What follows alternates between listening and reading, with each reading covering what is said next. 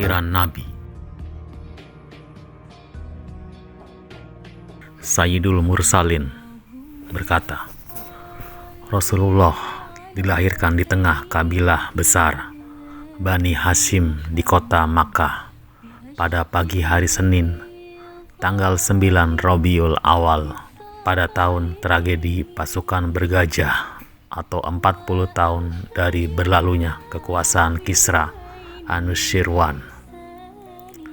Juga bertepatan dengan tanggal 20 atau 22 April tahun 571 Masehi, sesuai dengan analisis seorang ulama besar, Muhammad Sulaiman Al-Mansur Furi, dan seorang astrolog atau ahli ilmu falak, Mahmud Basha Ibnu Syad, meriwayatkan bahwa ibunda Rasulullah pernah menceritakan, ketika aku melahirkannya dari farajku atau kemaluanku, keluarlah cahaya yang karenanya istana-istana negeri Sam tersinari.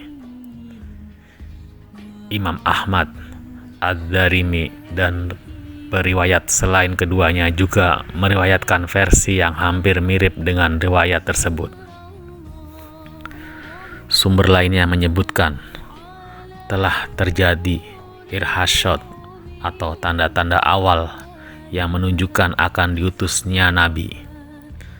Ketika kelahiran beliau, di antaranya jatuhnya 14 beranda istana kekaisaran Persia, padamnya api yang biasa disembah oleh kaum Majusi, dan robohnya gereja-gereja di sekitar danau sawah setelah airnya menyusut. Riwayat tersebut dilansir oleh At-Tabari, Al-Baihaqi, dan lainnya, namun tidak memiliki sanad yang valid. Setelah beliau, Rasulullah, dilahirkan, ibundanya mengirim utusan ke kakeknya Abdul Muthalib untuk memberitahukan kepadanya berita gembira kelahiran cucunya tersebut.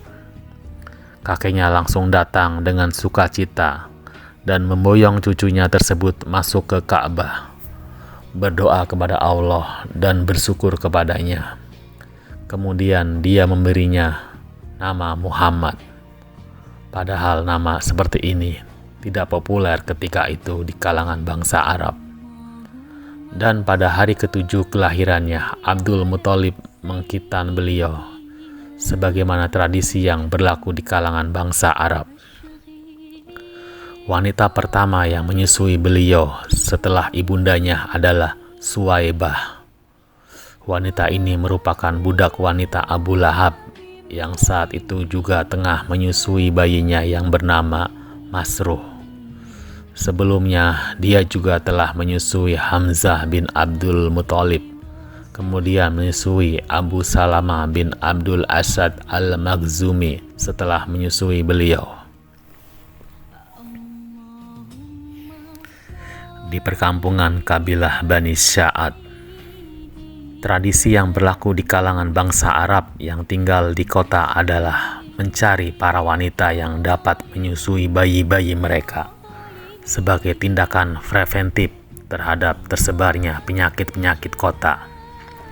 Hal itu mereka lakukan agar tubuh bayi-bayi mereka kuat, berotot kekar, dan mahir berbahasa Arab sejak masa kanak-kanak. Oleh karena itu, Abdul Muthalib mencari wanita-wanita yang dapat menyusui Rasulullah SAW. Dia akhirnya mendapatkan seorang wanita penyusu dari kabilah Bani Sya'ad bin Bakr yang bernama Halimah binti Abu Su'aib.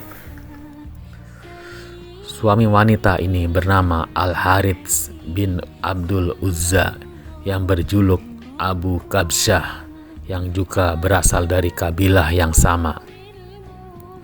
Dengan begitu, di sana Rasulullah memiliki banyak saudara sesusuan, yaitu Abdullah bin Al-Harits, Anisah binti Al-Harits, Hudzafah atau Juzzamah binti Al-Harits, dialah yang berjuluk Asy-Syaimah, sebuah julukan yang lebih populer ketimbang namanya. Halimah merawat Rasulullah serta Abu Sufyan bin Al-Harits bin Abdul Muthalib, saudara sepupu Rasulullah. Paman beliau Hamzah bin Abdul Muthalib juga disusui di tengah kabilah Bani Sa'ad bin Bakar. Suatu hari, ibu susuannya menyusui Rasulullah saat beliau berada di sisi ibu susuannya, Halimah. Dengan demikian, Hamzah merupakan saudara sesusuan Rasulullah dari dua pihak, yaitu Suaibah dan Halimah Asyadiyah. Halimah merasakan adanya keberkahan dari kehadiran Rasulullah yang membuatnya berkisah yang aneh-aneh tentang dirinya. Untuk itu, baiklah kita biarkan dia mengisahkannya sendiri secara rinci. Ibnu Ishaq berkata, Halimah pernah berkisah bahwasanya suatu ketika dia pergi bersama suaminya dan bayinya yang masih kecil dan masih disusui bersama rombongan para wanita dari kalangan Bani Sa'ad bin Bakar yang sama-sama tengah mencari bayi-bayi yang akan disusui. Halimah berkisah, ketika itu sedang musim paceklik, di mana kami sudah tidak memiliki apa-apa lagi. Lalu aku pergi dengan mengendarai seekor keledai betina berwarna putih kehijauan milikku, beserta seekor unta yang sudah tua. Demi Allah, tidak setetes pun susu yang dihasilkannya. Kami juga tidak bisa melewati malam dengan tidur pulas lantaran tangis bayi kami yang menangis kelaparan. Sedangkan air susu di payudaraku tidak mencukupinya. Begitu juga dengan air susu unta tua kami tersebut sudah tidak berisi. Akan tetapi kami selalu berharap pertolongan dan jalan keluar. Selanjutnya aku pergi dengan mengendarai keledai betina milikku yang sudah tidak kuat lagi untuk meneruskan perjalanan. Sehingga hal ini membuat rombongan kami merasa kesulitan akibat letih dan kondisi yang kekeringan yang melilit. Akhirnya kami sampai juga ke Mekah untuk mencari bayi-bayi yang akan disusui tersebut. Tidak seorang wanita pun di antara kami ketika ditawarkan kepadanya untuk menyusui Rasulullah melainkan menolaknya bila diberitahu perihal kondisi beliau yang yatim. Sebab tujuan kami hanya mengharapkan imbalan materi dari orang tua si bayi, sedangkan beliau Rasulullah bayi yang yatim. Apa gerangan yang dapat diberikan oleh ibu dan kakeknya buat kami? Kami semua tidak menyukainya karena hal itu. Akhirnya semua wanita penyusu yang bersamaku mendapatkan bayi susuan kecuali aku. Tak kala kami semua sepakat akan berangkat pulang, aku berkata kepada suamiku, demi Allah, aku tidak sudi pulang bersama teman-temanku tanpa membawa seorang bayi susuan. Demi Allah, aku akan pergi ke rumah bayi yatim tersebut dan akan mengambilnya menjadi bayi susuanku. Lalu suamiku berkata, tidak mengapa bila kamu melakukan hal itu. Mudah-mudahan Allah menjadikan kehadirannya di tengah kita sebagai suatu keberkahan. Akhirnya aku pergi kepada beliau Rasulullah dan membawanya serta sebenarnya motivasiku membawanya serta hanyalah karena aku tidak mendapatkan bayi susuan selain beliau. Halimah melanjutkan, setelah itu aku kembali dengan membawanya menuju tungganganku. Ketika dia kubaringkan di pangkuanku, kedua susuku seakan menyongsongnya untuk meneteki seberapa dia suka. Dia pun meneteknya hingga kenyang, dilanjutkan kemudian oleh saudara sesusuannya atau bayiku hingga kenyang pula. Kemudian keduanya tertidur dengan lelap, padahal sebelumnya kami tidak bisa memicingkan mata untuk tidur karena tangis bayi kami tersebut. Suamiku memeriksa unta tua milik kami dan ternyata susunya sudah berisi. Lalu dia memerahnya untuk diminum. Lalu dia meminumnya dan aku juga ikut minum hingga perut kami kenyang. Dan malam itu adalah malam tidur terindah yang pernah kami rasakan, di mana kami tidur dengan lelap. Pada pagi harinya suamiku berkata kepadaku, "Demi Allah, tahukah kamu wahai Halimah, kamu telah mengambil manusia yang diberkahi." Aku menimpali, "Demi Allah, aku berharap demikian." Kemudian kami pergi lagi, aku menunggangi keledai betinaku dan membawa serta beliau Rasulullah di atasnya. Demi Allah, keledai betinaku tersebut sanggup menempuh perjalanan yang tidak sanggup dilakukan oleh unta-unta merah mereka.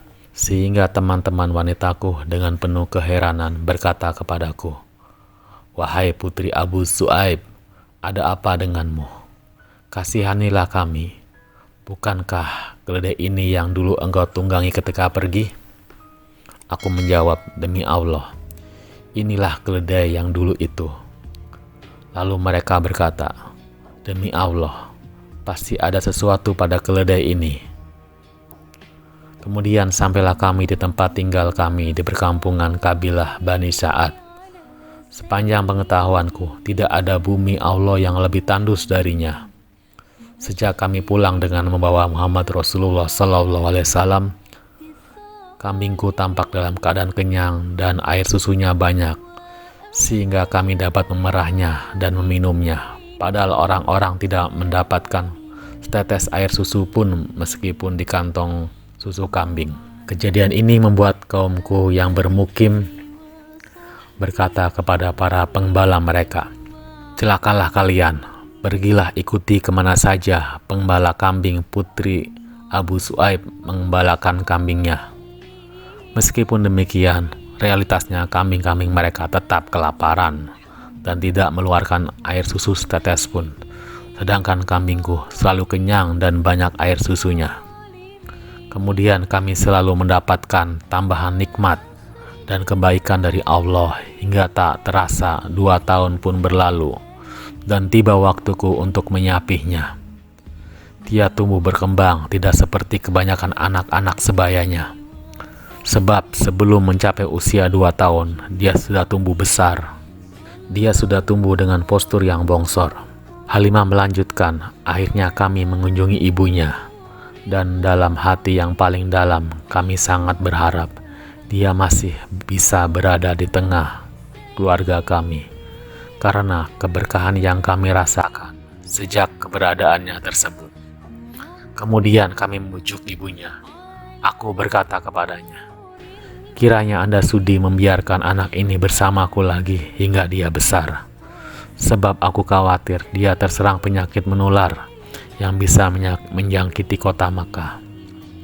Kami terus memelas kepadanya hingga dia bersedia mengembalikannya untuk tinggal bersama kami lagi. Begitulah Rasulullah akhirnya tetap tinggal di perkampungan kabilah Bani Sa'ad hingga terjadinya peristiwa dibelahnya dada beliau ketika berusia 4 atau 5 tahun. Imam Muslim meriwayatkan dari Anas bahwasanya Rasulullah didatangi oleh Jibril saat beliau tengah bermain bersama teman-teman sebayanya. Jibril menangkap dan merebahkan beliau di atas tanah, lalu membelah jantungnya, kemudian mengeluarkannya. Dari jantung ini dikeluarkan segumpal darah. Jibril berkata, "Ini adalah bagian setan yang ada pada dirimu." Kemudian mencuci jantung tersebut dengan air zam-zam di dalam baskom yang terbuat dari emas, lalu memperbaikinya dan menaruhnya di tempat semula. Teman-teman sebayanya tersebut berlarian mencari ibu susuannya, seraya berkata, "Muhammad telah dibunuh." Mereka akhirnya beramai-ramai menghampirinya dan menemukannya dengan rona muka yang sudah berubah. Anas berkata, "Sungguh aku telah melihat bekas jahitan itu di dada beliau." Kembali ke pangkuan ibunda nan amat mengasihi. Setelah peristiwa tersebut, Halimah merasa khawatir atas diri beliau, sehingga dikembalikan lagi kepada ibundanya. Beliau tinggal bersama ibundanya sampai berusia 6 tahun.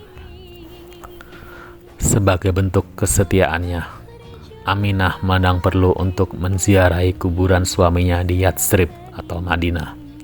Untuk itu, dia keluar dari Mekah dengan menempuh perjalanan yang mencapai 500 km bersama anaknya yang masih kecil, Muhammad, pembantunya, Ummu Aiman, dan mertuanya, Abdul Muthalib. Setelah tinggal selama sebulan di sana, dia kembali pulang ke Mekah. Akan tetapi di tengah perjalanan, dia terserang sakit sehingga akhirnya meninggal dunia di suatu tempat bernama Al-Afwa yang terletak di antara Mekah dan Madinah. Di pangkuan sang kakek dan amat menyayangi, Rasulullah dibawa kembali ke Makkah oleh kakeknya. Perasaan kasih terhadap sang cucu yang yatim semakin bertambah di sanubarinya. Dan hal ini ditambah lagi dengan adanya musibah baru yang seakan menggores luka lama yang belum sembuh betul. Maka ibalah dia terhadapnya, sebuah perasaan yang tidak pernah dia tumpahkan terhadap seorang pun dari anak-anaknya. Dia tidak lagi membiarkan cucunya tersebut hanyut dengan kesedihan yang terpaksa harus dialaminya. Bahkan dia lebih mengedepankan kepentingannya daripada kepentingan anak-anaknya. Ibnu Hisam berkata, biasanya sudah terhampar permadani yang dihamparkan untuk Abdul Muthalib di bawah naungan Ka'bah. Lalu anak-anaknya duduk di sekitar permadani tersebut hingga ia datang. Tak seorang pun dari anak-anaknya tersebut yang berani duduk-duduk di situ sebagai rasa hormat terhadapnya. Namun Rasulullah pernah suatu ketika saat beliau berusia sekitar 2 tahun dan langsung duduk di atas permadani tersebut.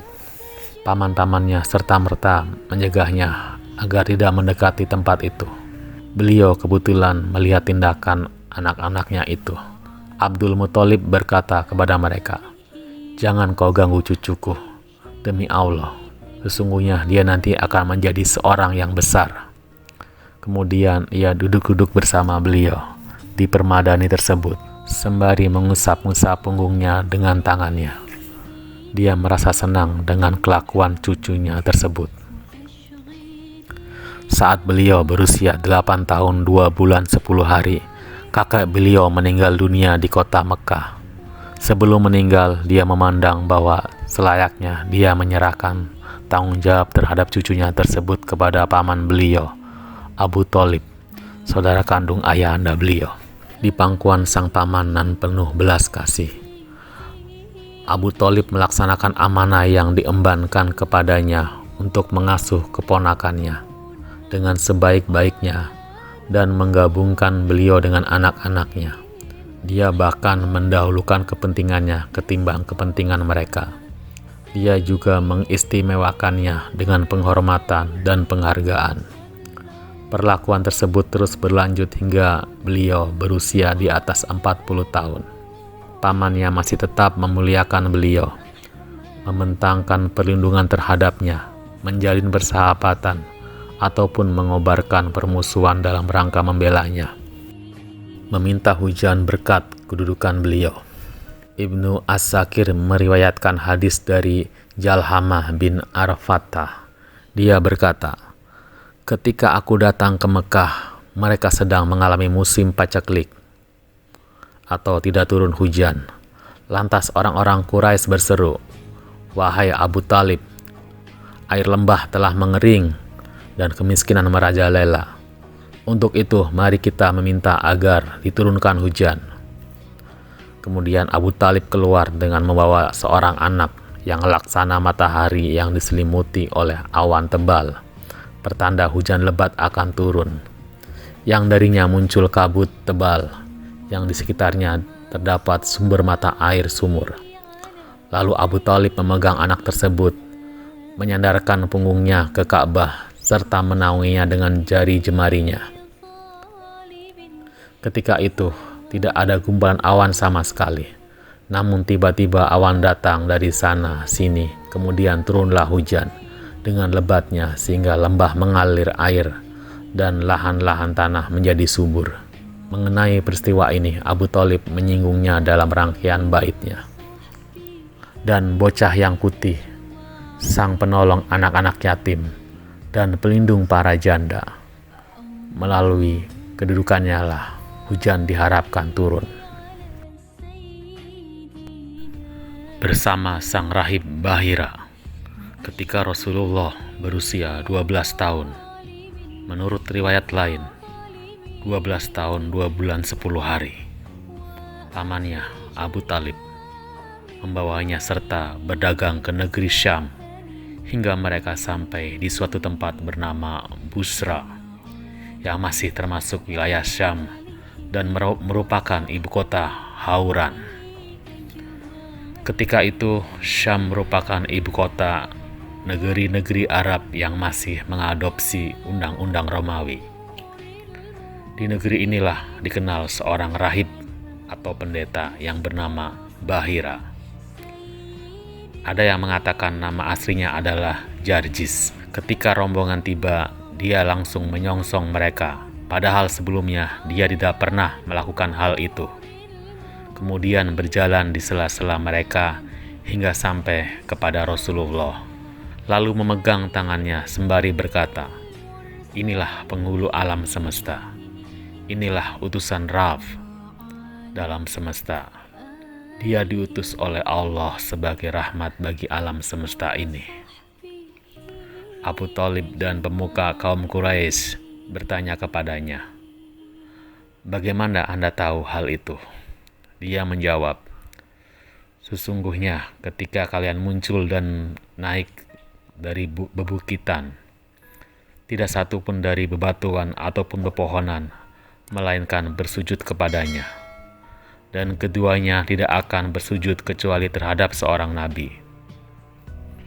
Sesungguhnya aku dapat mengetahuinya melalui tanda kenabian yang terletak pada bagian bawah tulang rawan pundaknya, yang bentuknya seperti apel. Sesungguhnya kami mengetahui hal tersebut dari kitab suci kami." Kemudian sang rahib mempersilakan mereka dan menjamu mereka secara istimewa. Setelah itu, dia meminta kepada Abu Talib agar memulangkan keponakannya tersebut ke Mekah dan tidak membawanya serta ke Syam, sebab khawatir bila tertangkap oleh orang-orang Romawi dan Yahudi. Akhirnya pamannya mengirimnya pulang bersama sebagian anaknya ke Mekah. Perang Fujar. Pada saat beliau berusia 20 tahun, berkecamuklah perang Fujar antara kabilah Quraisy dan sekutu mereka dari Bani Kinanah melawan kabilah Qais Ailan. Harb bin Umayyah terpilih menjadi komandan perang membawahi kabilah Quraisy dan Kinanah secara umum karena faktor usia dan kebangsawanan. Kemenangan pada pagi hari berada di pihak kabilah Qais, namun pada pertengahan hari keadaan terbalik. Kemenangan justru berpihak pada Kinanah. Perang Fujar dinamakan demikian karena dinodainya kesucian Asy-Syahrul Haram atau bulan yang dilarang perang di dalamnya. Dalam perang ini Rasulullah ikut serta dan membantu paman-pamannya menyediakan anak panah buat mereka. Hilful Fudul. Begitu perang tersebut usai, terjadilah Hilful Fudul atau perjanjian kebulatan tekad atau sumpah setia. Pada bulan Zulqa'dah di suatu bulan haram, banyak kabilah-kabilah Quraisy yang ikut berkumpul pada perjanjian tersebut, yaitu Bani Hashim, Bani Al-Muttalib, Asad bin Abdul Uzza, Zuhrah bin Kilab, dan Taim bin Murrah. Mereka berkumpul di kediaman Abdullah bin Jad'an At-Taimi karena faktor usia dan kebangsawanannya. Dalam perjanjian tersebut, mereka sepakat dan berjanji bahwa manakala ada orang yang dizalimi di Mekah, baik dia penduduk asli maupun pendatang, maka mereka akan bergerak membelanya hingga haknya yang telah dizolimi dikembalikan lagi kepadanya. Rasulullah turut menghadiri perjanjian tersebut. Setelah beliau dimuliakan oleh Allah dengan risalah, beliau berkomentar, Sungguh aku telah menghadiri suatu hilf atau perjanjian di kediaman Abdullah bin Jad'an yang lebih aku sukai ketimbang aku memiliki humrun na'am atau unta merah yang merupakan harta yang paling termahal dan menjadi kebanggaan bangsa Arab ketika itu. Andai di dalam Islam aku diminta untuk melakukan hal itu, niscaya aku akan memenuhinya. Semangat perjanjian tersebut bertolak belakang dengan hamiyah jahiliyah atau egoisme jahiliyah yang justru timbul dari sikap fanatisme terhadap suku dan keluarga. Ada sementara versi yang menyebutkan bahwa sebab terjadinya perjanjian tersebut adalah seorang dari kabilah Subaid yang datang ke Mekah dan membawa barang. Kemudian barang tersebut dibeli oleh Al-As bin Wa'il As-Sahmi, namun dia menahan hak orang tersebut karena dia meminta bantuan kepada suku-suku yang bersekutu di kota Makkah atas perbuatan Al-As tersebut. Para sekutu ini terdiri dari Bani Abdir Dar, Makhzum, Jum'ah, Sam, dan Adi. Akan tetapi mereka semua tidak mengacuhkannya. Akhirnya dia memanjat ke puncak gunung Abi Kubais dan memanggil-manggil mereka dengan senandung syair-syair yang berisi kezaliman yang tengah dialaminya seraya mengencangkan suaranya. Rupanya Az-Zubair bin Abdul Muthalib yang mendengar hal itu langsung bergerak menuju ke arahnya seraya bertanya-tanya, kenapa orang ini tidak diacuhkan?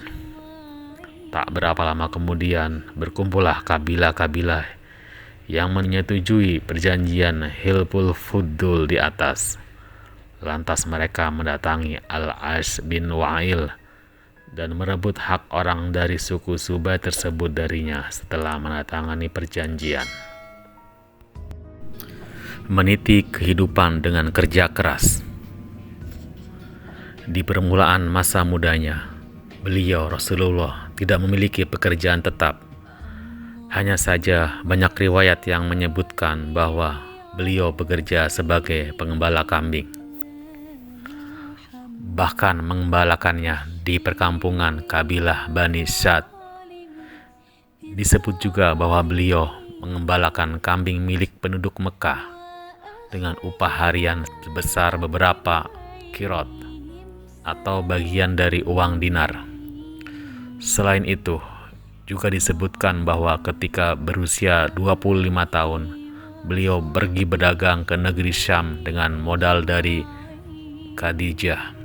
Ibnu Ishaq berkata, Khadijah binti Khuwailid adalah seorang saudagar wanita keturunan bangsawan dan kaya raya. Dia memperkerjakan tenaga laki-laki dan melakukan sistem bagi hasil terhadap harta tersebut sebagai keuntungan untuk mereka nantinya.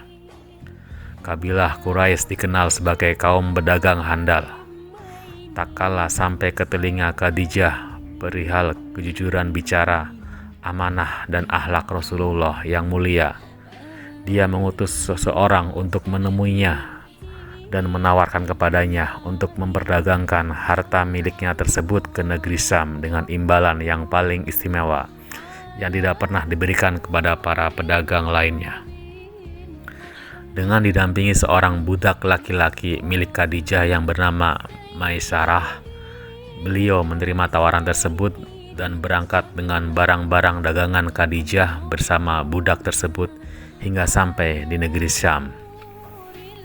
Menikah dengan Khadijah.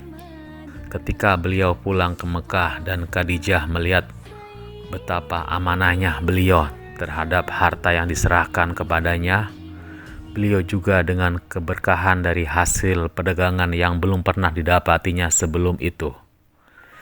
Ditambah lagi informasi dari budaknya, Maisarah, perihal budi pekerti beliau nan demikian manis, sifat-sifat yang mulia, ketajaman berpikir, cara bicara yang jujur, dan cara hidup yang penuh amanah, maka dia seakan menemukan apa yang didambakannya selama ini, yakni calon pendamping idaman. Padahal banyak sekali para pemuka dan kepala suku yang demikian antusias untuk menikahinya, namun semuanya dia tolak. Akhirnya dia menyampaikan curahan hatinya kepada teman wanitanya, Nafisah binti Muniyah, yang kemudian bergegas menemui beliau, Rasulullah, dan membeberkan rahasia tersebut kepadanya, seraya menganjurkan agar beliau menikahi Khadijah. Beliau pun menyetujuinya dan merundingkan hal tersebut dengan paman-pamannya. Kemudian mereka mendatangi paman Khadijah untuk melamarnya buat beliau. Tak berapa lama setelah itu, pernikahan dilangsungkan. Akad tersebut dihadiri oleh Bani Hasyim dan para pemimpin suku Muddar. Pernikahan tersebut berlangsung 2 bulan setelah kepulangan beliau dari negeri Syam. Beliau menyerahkan mahar sebanyak 20 ekor unta muda. Ketika itu Khadijah sudah berusia 40 tahun.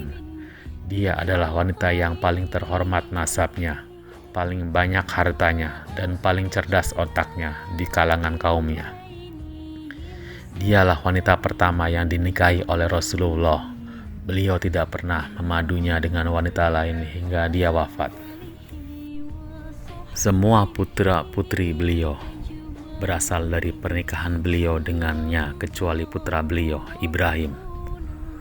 Putra-putri beliau dari hasil perkawinan dengannya tersebut adalah semua putra-putri beliau berasal dari pernikahan beliau dengannya kecuali putra beliau, Ibrahim. Putra-putri beliau dari hasil perkawinan dengannya tersebut adalah 1. Al-Qasim, 2. Zainab, 3. Ruqayyah, 4. Ummu Kulsum, 5. Fatimah, dan 6. Abdullah. Julukannya adalah At-Thayyib dan At-Tahir atau yang suci.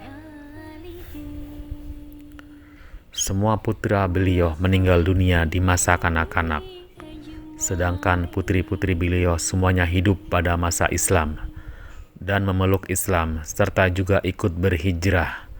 Namun semuanya meninggal dunia semasa beliau Rasulullah masih hidup, kecuali Fatimah yang meninggal dunia 6 bulan setelah beliau wafat. Membangun Ka'bah dan menyelesaikan pertikaian. Pada saat beliau berusia 35 tahun, kabilah Quraisy membangun kembali Ka'bah karena kondisi fisiknya sebelum itu hanyalah berupa tumpukan-tumpukan batu berukuran di atas tinggi badan manusia, yaitu setinggi 9 hasta. Sejak dari masa Ismail alaihissalam dan tidak memiliki atap hingga yang tersimpan di dalamnya dapat dicuri oleh segerombolan pencuri. Di samping itu, karena merupakan sebuah peninggalan sejarah yang berumur tua, Ka'bah sering diserang oleh pasukan berkuda sehingga merapuhkan bangunan dan merontokkan sendi-sendinya. Hal lainnya, 5 tahun sebelum beliau diutus menjadi Rasul, Mekah pernah dilanda banjir bandang. Airnya meluap dan mengalir ke Baitul Haram sehingga mengakibatkan bangunan Ka'bah hampir ambruk. Orang-orang Quraisy terpaksa merenovasi bangunannya demi menjaga pamornya dan bersepakat untuk tidak membangunnya kecuali dari sumber usaha yang baik. Mereka tidak mau mengambilnya dari dana mahar yang didapat secara zalim, transaksi ribawi, dan hasil tindak kezaliman terhadap seseorang. Semula mereka merasa segan untuk merobohkan bangunannya, sehingga akhirnya diprakarsai oleh Al-Walid bin Al-Mughirah Al-Makhzumi. Setelah itu, barulah orang-orang mengikutinya setelah melihat tidak terjadi apa-apa terhadap dirinya. Mereka terus melakukan perobohan hingga sampai ke pondasi pertama yang dulu diletakkan oleh Ibrahim alaihissalam. Kemudian, mereka ingin memulai membangun kembali dengan cara membagi-bagi perbagian bangunan Ka'bah, yaitu masing-masing kabilah mendapat satu bagian. Setiap kabilah mengumpulkan sejumlah batu sesuai dengan jatah masing-masing. Lalu dimulailah pembangunannya. Sedangkan yang menjadi pimpinan proyeknya adalah seorang arsitek asal Romawi yang bernama Bakum. Tak kala pengerjaan tersebut sampai kepada peletakan Hajar Aswad, mereka bertikai mengenai siapa yang paling berhak mendapat kehormatan meletakkannya ke tempat semula. Dan pertikaian tersebut berlangsung selama 4 atau 5 malam. Bahkan semakin meruncing hingga hampir terjadi peperangan yang maha dahsyat di tanah Al-Haram. Untunglah Abu Umayyah bin Al-Mughirah Al-Makhzumi menawarkan penyelesaian pertikaian di antara mereka lewat satu cara, yaitu menjadi pemutus perkara tersebut kepada siapa yang paling dahulu memasuki pintu masjid. Tawaran ini dapat diterima oleh semua pihak, dan atas kehendak Allah, Rasulullah lah orang yang pertama memasukinya. Tak kala melihatnya, mereka saling menyeru, "Inilah Al-Amin," atau orang yang amanah. "Kami rela, inilah Muhammad." Dan ketika beliau mendekati mereka dan mereka memberitahukan kepadanya tentang hal tersebut, beliau meminta sehelai selendang dan meletakkan Hajar Aswad di tengah-tengahnya. Lalu meminta agar semua kepala kabilah yang bertikai memegangi ujung selendang tersebut dan memerintahkan mereka untuk mengangkatnya tinggi-tinggi hingga manakala mereka telah mengangkatnya sampai ke tempatnya. Beliau Rasulullah mengambilnya dengan tangannya dan meletakkannya di tempat yang semula. Ini merupakan solusi yang tepat dan jitu yang membuat semua pihak rela. Namun orang-orang Quraisy kekurangan dana dari sumber usaha yang baik sehingga mereka harus meninggalkan pembangunan sekitar 6 hasta dari bagian utara Ka'bah, yaitu yang dinamakan dengan Hijr Ismail dan Al-Hatim. Lalu mereka meninggikan pintunya yang semula berada di tanah agar tidak ada orang yang masukinya kecuali orang yang mereka kehendaki.